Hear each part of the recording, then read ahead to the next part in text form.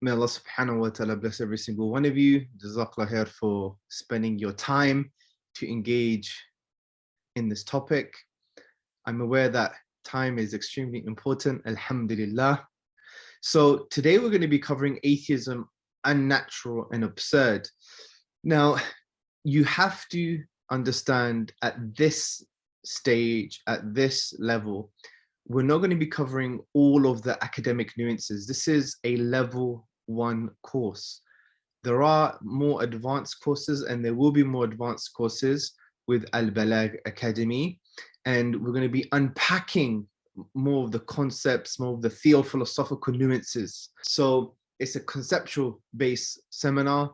And inshallah, if you are able to grasp the concept, you could continue your intellectual and spiritual journey in order to unpack these concepts and ideas further and to learn how to apply them in contemporary discourse. So it's hopefully it's going to be inspiring. I want to touch, move and inspire you in order for you to continue your Islamic spiritual and intellectual journey, inshallah. So let's start with a definition. Actual fact, let's start with what we're going to cover. I'll put the slides the wrong way around. So I've already mentioned this is a level 1 type course or seminar. We're going to be talking about atheism as philosophical naturalism, because you have to be aware that there are different forms of atheism, especially from a practical point of view. We're not going to unpack all of that now. We're going to focus on what I consider to be mainstream atheist discourse that you find in academia, that you find on the ground, online and offline. But there are other types of atheism, if you like, that are not necessarily committed to philosophical naturalism, even in academia. But we're going to focus on what I consider to be the bulk of the atheists, right? And obviously atheists don't like labels. Humans don't like labels, generally speaking. And, you know, you don't have to call someone a philosophical naturalist, but I'm going to show you how you understand that someone has these philosophical commitments, that they are philosophical naturalists because they don't believe in God, they don't believe in the supernatural, and they believe that everything can be explained by physical processes. And that is a philosophical naturalist, right? And this is something even Richard Dawkins argues. He believes that atheists are, in essence, philosophical naturalists. Anyway, so after that, we're going to be talking about why God's existence is self-evidently true. So from this perspective, is to show that theism is natural and atheism is unnatural. Now, this is not what you would call a direct argument for God's existence. It's just to show that the default position is that atheism is unnatural and counterintuitive, and that theism is natural and it is intuitive. And when we cover this, this doesn't mean that we don't have good arguments for God's existence. Of course we do. But I wanted to place this in the beginning, or in the relative beginning, so we understand that we take the intellectual center of the boxing ring, right? Like, you know, I don't know if you guys are aware of boxing, but a good boxer usually stands his ground. He occupies the center of the ring, and he's not pushed back on the ropes, because when you're on the ropes, you have to defend all the time, yeah? You have to defend. Unless you're really, really good, you know, it's not a good position to be in. A good position as a boxer is to be in the center of the ring, and you're basically you're attacking and you're moving the fight forward. Similarly, from an intellectual perspective, we should take the center of the intellectual ring, not to be on the ropes. But for some reason, when we have an theist discourse, what happens is that we are on the ropes because we're asked questions and we feel that we have something to prove as a default. Yes, we have proof, but it doesn't necessarily mean that we have to show that in the beginning. We have to try and turn the intellectual tables to make them realize, in actual fact, your question is problematic because it assumes X, Y, and Z, and it also goes against something that is self-evidently true. And I'm going to unpack that further, inshallah. Then we're going to be talking about the implications of atheism, which is to show that atheism is absurd. And I'm going to do that by just focusing on 2 things: the idea that human beings have some type of ultimate value, and the fact that we have a purpose in life.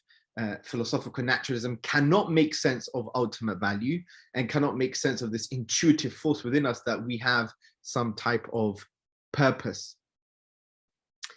And then we're going to be briefly talking about consciousness. And I'm just going to hopefully show that philosophical naturalism believes in magic. That's what we're going to show, and which continues our argument that atheism is absurd. And also, I'm going to focus on our rational faculties, the fact that we have an ability to reason, we can infer, deduce, we can create logical relations, we can create logical connections and make a valid inference and a logically valid argument.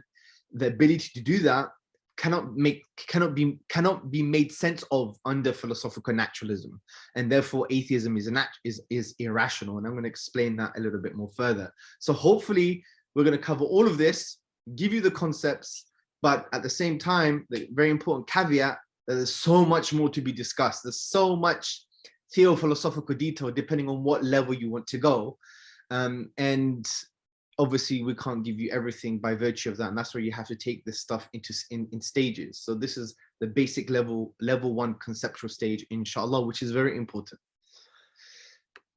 Okay, so let's talk about definitions, philosophical naturalism. Now, why am I focusing on philosophical naturalism? Because generally speaking, most atheists that I encounter and that many people encounter online and offline are philosophical naturalists.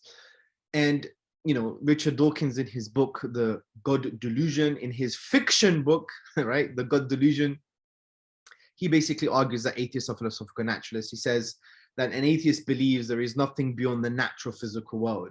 So if they're an atheist, they don't believe in God, and they don't believe in the supernatural, and therefore they also believe that everything can be explained by physical processes. That is what philosophical naturalism is. So if it looks like a duck and it quacks like a duck, it's a duck. If the hat fits, then wear it, right? People don't like labels. You don't have to label them as philosophical naturalists. You can just merely ask 3 questions. Do you believe in God? They'll say no. Do you believe in the supernatural or the non-physical? They'll say no. Do you believe that everything in the universe or physical phenomena that you encounter and you engage with can be explained by physical processes, or be explained by the physical sciences in some way? They would say yes. Therefore, they're philosophical naturalists. And that's what philosophical naturalism is. There is no God, there is no divine, there is no non-physical, there is no supernatural. Everything can be explained by physical processes. However, we have to be nuanced. There are some atheist academics that are not naturalists, although they deny the divine, and they affirm the existence of non-physical phenomena. There's not many of them, excuse me, there's not many of them, but you know, from a theistic point of view, it's easier for us, because if they're willing to open the door to non-physical phenomena, then it will be easier for us to discuss realities such as God's existence, theism, and the transcendent nature of the divine. But generally speaking, most atheists are philosophical naturalists. So that's a very important concept for you to understand. We're not talking about all atheists. We're talking about the bulk of atheists who are philosophical naturalists, whether they label themselves as such or not. It's irrelevant. The point is, they don't believe in God, they don't believe in the supernatural, or they don't believe in the non-physical, and they believe that all phenomena can be explained by physical processes. If that's the case, then lo and behold, they are philosophical naturalists. They adopt this kind of metaphysics, because that's what philosophical naturalism really is. It's actually, it's a faith. Even Professor Michael Rules, who's a well-established academic philosopher, he's an atheist as well. He says he had a concession, said, I have a concession that naturalism, philosophical naturalism is a faith. That's essentially what he was saying. And it is a faith because you have to assume that to be true in order for you to try and understand reality, because that's what a metaphysics is. That's what first principles are. There are lenses that you put on your eyes in order to understand yourself and the world around you, right? And that's their lens. The lens is, well, there is no God, there is no non-physical, there is no supernatural, and everything can be explained by physical processes. That's all they see. That's their lenses. And this is why when you have discussions with them and you say, look, here's evidence for this, here's evidence for that, they will deny it, not because they're denying your evidence. They're denying the way you are seeing it. They're denying your lenses. So sometimes what you need to do is make them realize they have those false lenses on and give them the clarity of the Islamic lenses that sees reality as it is. So that's what we're going to be dealing with, philosophical naturalists, the bulk of atheists. So now let's talk about self-evident, meaning that God's existence is self-evidently true, therefore atheism is unnatural and is not intuitive. Now, this doesn't mean we don't have an argument for God's existence. We have many arguments for God's existence, which you're going to learn throughout Al-Balagh's amazing program of work concerning atheism and theism, which I have been given the honor to participate in, and I think I've been doing it for a few years for Al-Balagh now. Anyway, moving on. So we have lots of arguments for God's existence, but this is not, in essence, an argument in itself. It's about the burden of proof and what is the default position. And this is very important because it shows the natural and intuitive nature of theism and the unnatural and counterintuitive nature of atheism.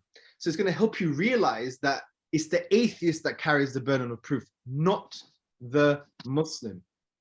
And not only that, you're going to be educating atheists because you're going to be showing them that in actual fact, there are self-evident truths that you have to accept as self-evident in order for domains of knowledge to progress. And that includes in science and in philosophy and in mathematics. You have to accept these self-evident truths in order for these domains of knowledge to progress. If you don't accept them as self-evidently true, at least from the default perspective, then you're not going to have the growth of these domains of knowledge. And therefore, if you do believe, or you do accept self-evident truths, then if we can show that the underlying concept of God, that there is a creator for things, is self-evidently true, then to deny God would be logically equivalent of denying self-evident truths that you have to accept. Therefore, you're going to undermine knowledge itself, right? And we're going to argue that the whole idea of God's existence being self-evidently true is in line and associated with the concept of the idea of the fitrah, the innate disposition in the Islamic tradition. So let's start with a scenario. Let me pick up my phone for this. Imagine David calls me on the phone, and I pick up my phone and say, "Oh my God, David, what's going on? It's been like 25,000 years." I mean, okay, we're not that old, but it's been so long. I mean, how long has it been for real? 20 years. Wow. SubhanAllah, that's amazing. How are you doing? So I'm having this conversation with David. And then David has a chat with me. And he basically says to me, I want to meet you for lunch tomorrow. It's on me. I'll buy you dessert as well. 12 p.m. Let's have some lunch. So I'm like, okay. I'm a bit reluctant because I remember David was a little bit quirky in his science class. And I was like, when we used to share lessons, we used to be in the same lesson during science. But I said, you know what? It's been 20 years. Maybe he's grown up and do not carry dead people on your shoulders, right? People change, right? You can't carry that dead person on someone's shoulders. They don't exist anymore. They have a new identity. So I give him the benefit of the doubt and I say, fine, let's have lunch. So fast forward 24 hours or so, we sit down, we're having lunch and it's perfectly fine. It's mature, has family, has wife, has children, has work, how's life, what's going on with yourself? Everything is good. And then he orders dessert. And then that's when his eyes start to change and he comes close to me and says, hey, Hamza, I need to tell you something. I need to tell you that the past is not real. It didn't exist. Me, you, and this whole universe just began 5 minutes ago. So there are two reactions to the story. There are two reactions I give him, okay? So there are two versions of the conclusion of this story. Reaction number one is I say to him, what? You feeling all right? All right, what's your evidence? Prove to me that the universe and everything in it and me and you and all of our memories just began 5 minutes ago. So that's one end of the story. The other conclusion of the story is I say, oh my God, David, you might have a point, you know? Oh my God, but no, it can't be true because, you know, the past makes sense of my memories. It makes sense of my psychological appreciation of temporal depth, of the depth of time, the passing of time. It makes sense of, you know, my intuitions. It makes sense of other people's intuitions and other people's psychological appreciation of temporal depth, the depth of time, the passing of time. It also makes sense of artifacts that we have that claim that there is a temporal depth and a depth of time with a history that's more than 5 minutes. I mean, what else do I have to do to prove to you that you're wrong? So those are the two scenarios. Which of these scenarios was the most rational? Now, hopefully many of you are going to argue that the most rational response was the first response, where I just basically say to him, well, give me evidence. It will be not in line with our epistemic duty, our duty to knowledge, to try and justify something that is already self-evidently true. Because what David is doing, he's challenging something that is self-evidently true. If that's the case, the onus of proof is on him in order to justify his position, not us, not me. Because we have the default position, we have the position that is self-evidently true. And if it's self-evidently true, then when someone challenges a self-evident truth, the onus of proof is on them, not on the one who holds the truth, the self-evident truth. This relates to the theist and atheist discussion, right? Because people say, prove to me God exists, right? But we should really say sometimes, well, what reasons do you have to reject his existence? Now, this doesn't mean we don't have arguments. We do, and you can still give them arguments. But starting from this position gives us the intellectual center of the ring. Remember what, the scenario, the analogy that I gave to you concerning boxing?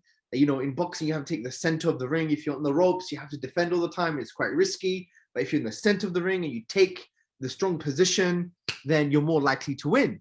Likewise, when it comes to atheist-theist discourse, stop always reacting to questions that are denying something that is self-evidently true. Ask them, turn the tables. And if they argue, no, the onus of proof is on you, then you could start to unpack some of the ideas that we're going to be unpacking in a few moments.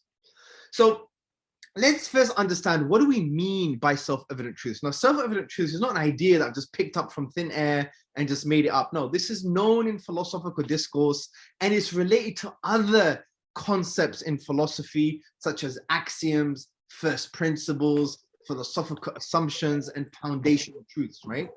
And a self-evident truth can be defined as a belief that is true by default. This doesn't mean it's always going to be true. It may change if there is a challenge and that challenge is justified. No problem. We don't have a problem with this. But what we're saying is a self-evident truth is something that is true by default. And there are many beliefs that are considered to be self-evident truth in many different domains of knowledge. For example, take science. Science has a self-evident truth, or you could even call it a philosophical assumption that science can't even prove. Think about this.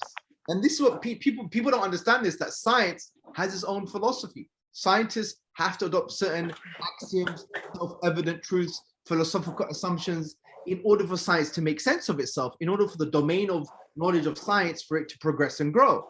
One of these self-evident truths, which is true by default, is the uniformity of nature.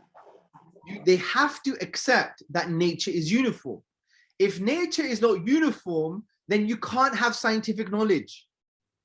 Let me give you an example. Say you have a well-confirmed theory with lots of confirmations, empirical confirmations, and it has predictive power, okay? So you could call this a successful theory.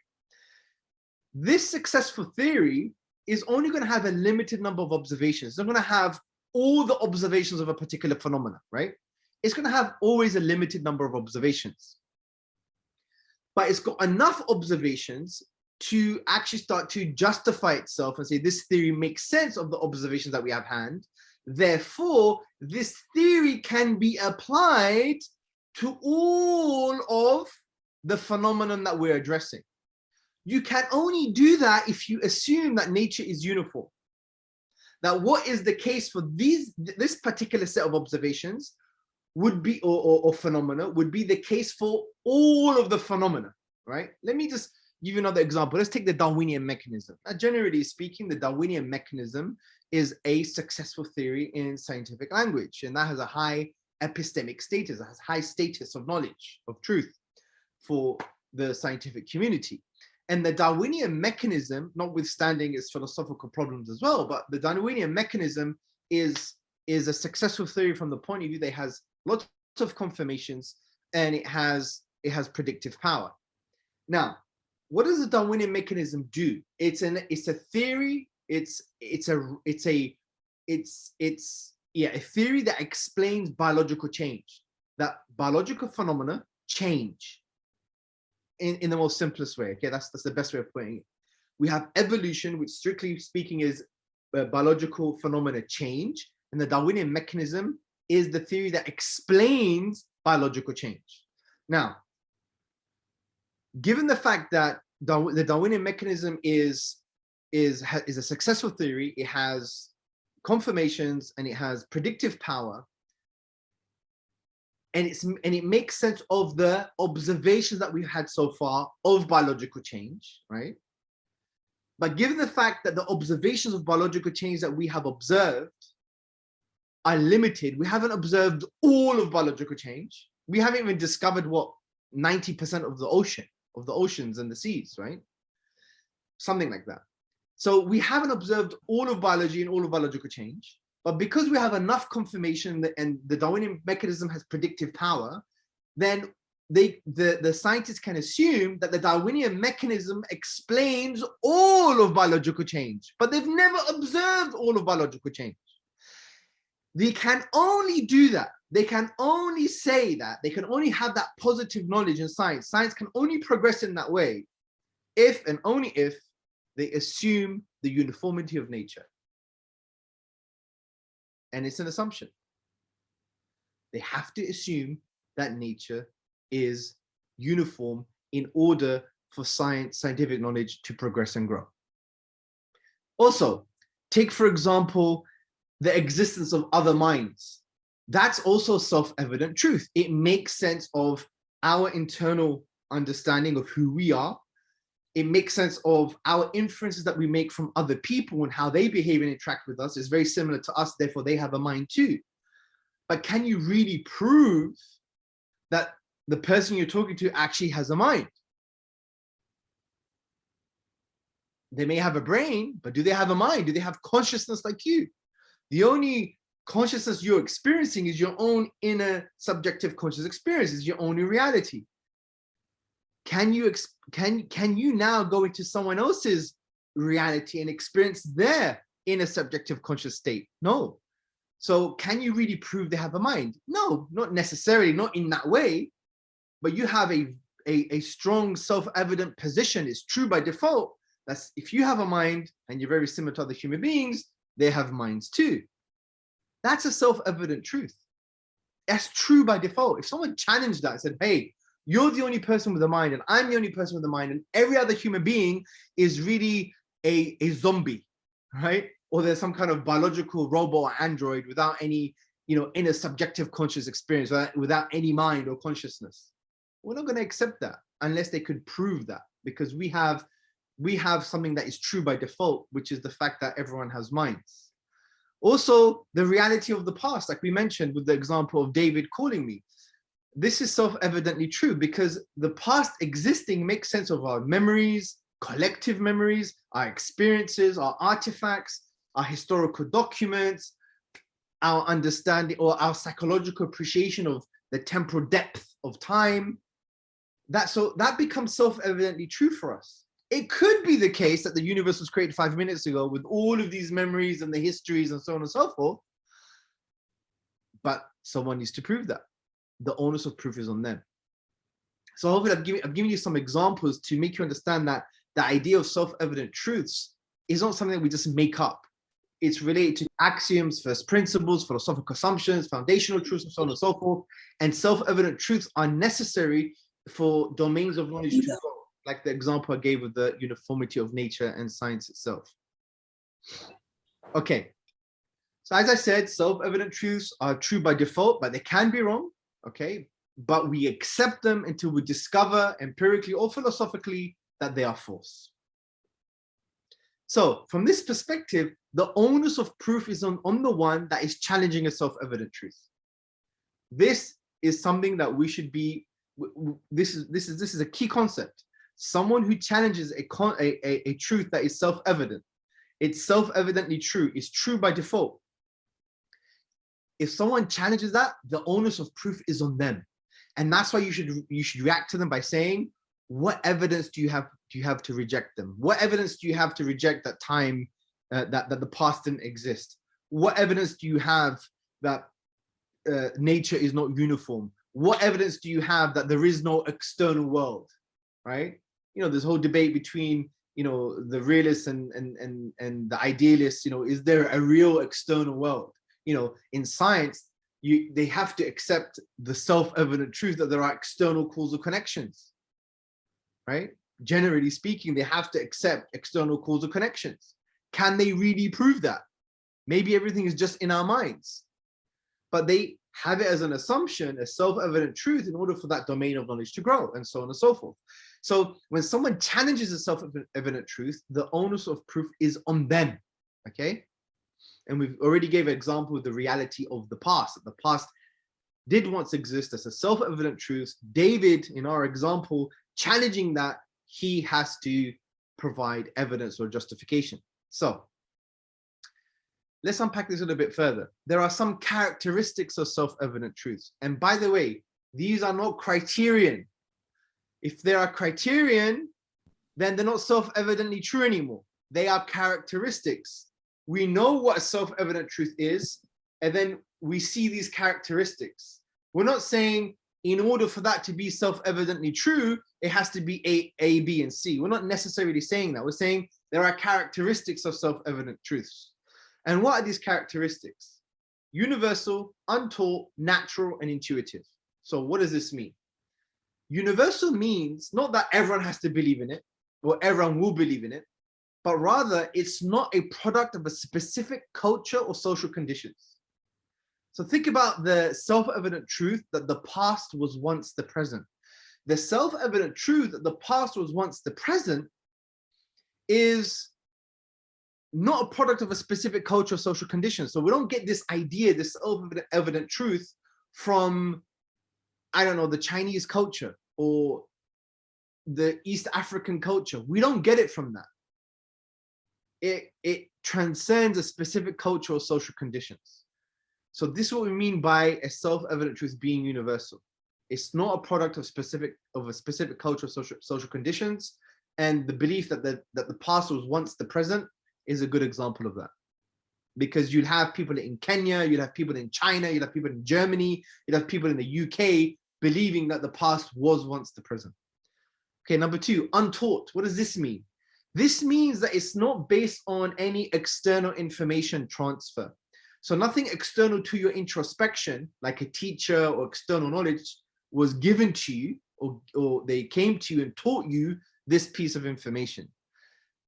In other words, it's not acquired by any kind of transfer of information, but rather it's from your own senses and introspection. Just like the past was once the present. You don't go to school and they teach you at school, yesterday happened, last week happened. No, because from our own introspection and senses, we already have developed that self-evident truth that yes, based on my memories and my psychological appreciation of the passing of time, I accept that that happened and it was in the past, right?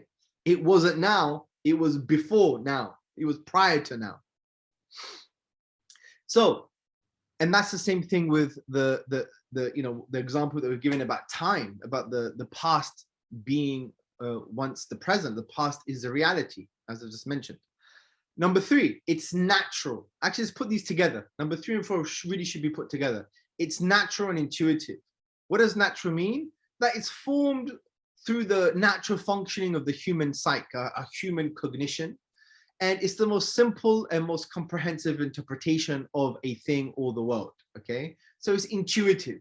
So take time, for example. Someone believing that last week actually happened, this is something that happens as a result of, you know, someone having a functioning psychology, a functioning psyche. They're basically neurotypical, yeah?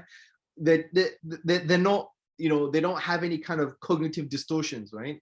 They have a natural, the psychology is natural and is functioning well. And also the idea that the past was once the present, the past actually happened, is a simple explanation of reality, of our experiences, and it's the most comprehensive because it makes sense of our psychological appreciation of the passing of time, temporal depth. It makes sense of our memories. It makes sense of other people's memories. It makes sense of our social interactions. So it's a very simple explanation. In other words, it doesn't create more questions than it answers, right? And it's the most comprehensive because it answers everything. It answers everything that we know about our experiences, other people's experiences, our psychologies, other people's psychologies, our own memories, other people's memories, our artifacts, and so on and so forth. So it's comprehensive, it makes sense of all of that, and it's simple from the point of view that it means it doesn't create far more problems than it solves.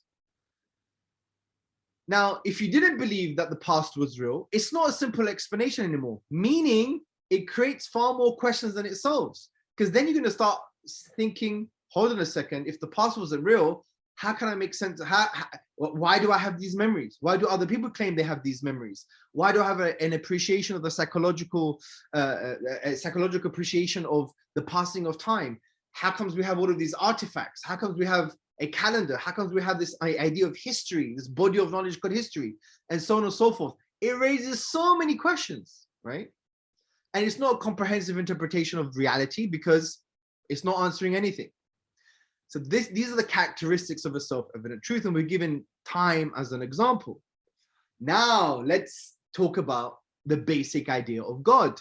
Now, we're not talking about Allah with his names and attributes, Al-Wadud, the loving, Al-Rahman, the intensely merciful, Al-Bar, the greatest benefactor, the source of all goodness, Al-Latif, the subtle in his kindness, and so on and so forth. We're not talking about, unpacking the complex, or it's not very complex, but the holistic, comprehensive understanding of God in the Islamic tradition. No, we're talking about the underlying basic idea of God. In other words, that there is a creator.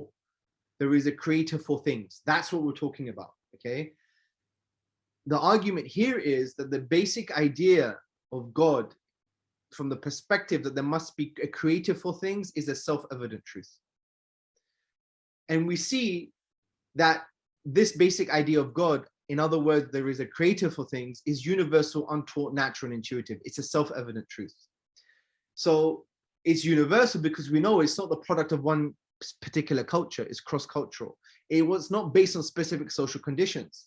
So people in China believe in this, people in Germany believe in this, people in the UK believe in this, people all around the world, irrespective of culture and biological and social conditions, believe in the basic underlying concept of God. Now, they might not believe in God, they may not even believe in God because of, secular presuppositions, philosophical commitments that they have, political commitments that they have, social historical commitments that they have, identity commitments that they have. Who cares? But the idea, the underlying concept of a creator for things, even if they reject God, they won't reject this idea, okay? And that's why someone say, I don't believe in God, I don't believe in religion, but I believe there is a power behind everything, right? You'd have that kind of discourse sometimes. And this doesn't mean it's universal. It doesn't mean that everyone's going to believe in this. Remember, universal means it's not the product of specific cultural, social conditions, or biological conditions. So the basic idea of God is universal from this perspective. Number two, it's also untaught. So why am I saying it's untaught? Because you don't go to school and teachers teach you that this painting had a painter, that this sculpture had a sculptor, that this writing had a writer, that this,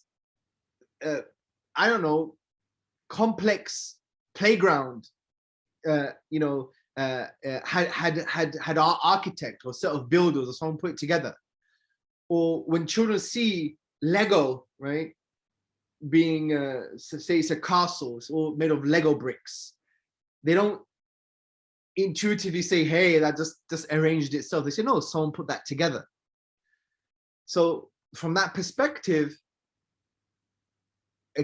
things requiring a creator is untaught, that it's based on your own introspection and your senses.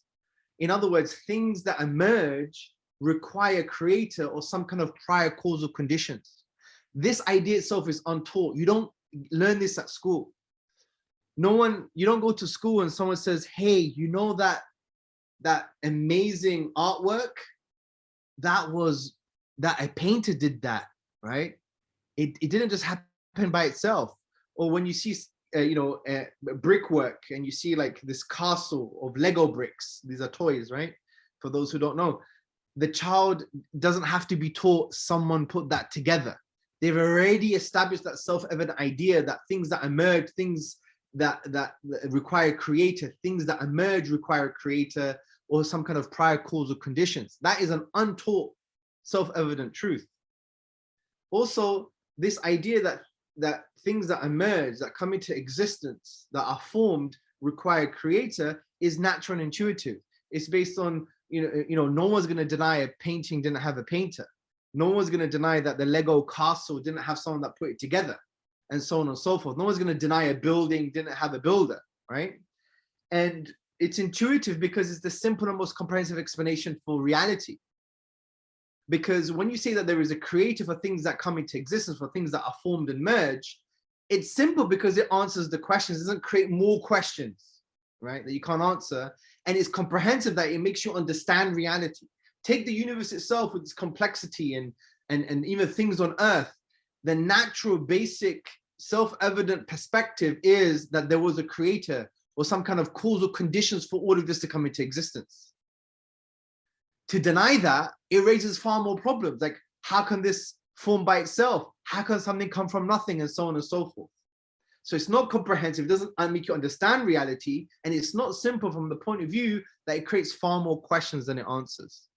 So the basic idea of God, that for things that are formed or emerge, they require a creator prior causal conditions. This is self-evidently true.